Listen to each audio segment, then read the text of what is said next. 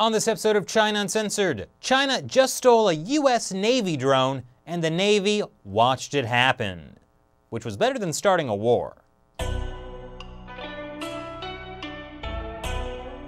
Hi, welcome to China Uncensored. I'm your host, Chris Chappell.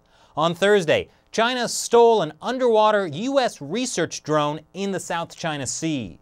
The USNS Bowditch, an unarmed military research ship, was sailing about 50 miles off the coast of the Philippines.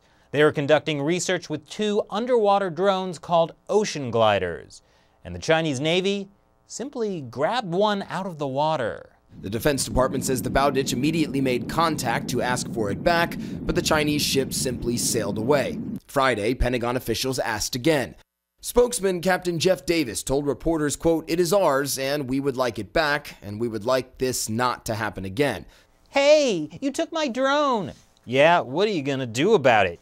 Give it back, give it back! According to US officials, the Chinese probably thought they were stealing a spy vehicle. It was not. US officials say it was a research drone that was simply measuring ocean conditions. But you know, steal is such a strong word. First, I want to say that we really don't like this word stolen, and this word is completely incorrect. As state-run media explained, they were just trying to find out who the drone belonged to.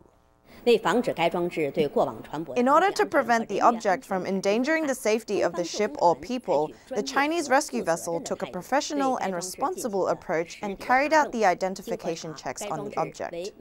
That's right, they merely discovered it after stalking that US naval ship and wanted to identify whose it was, right as the drone was about to dock with the ship.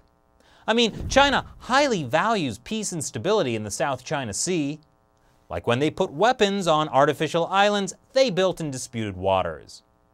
But China has now agreed to return America's drone, presumably after they discovered it wasn't that cool after all.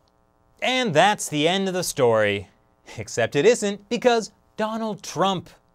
Many experts believe this drone seizure was retaliation for that time 2 weeks ago when Trump took a phone call from the president of Taiwan, or that time 1 week ago when Trump questioned the entire One China policy.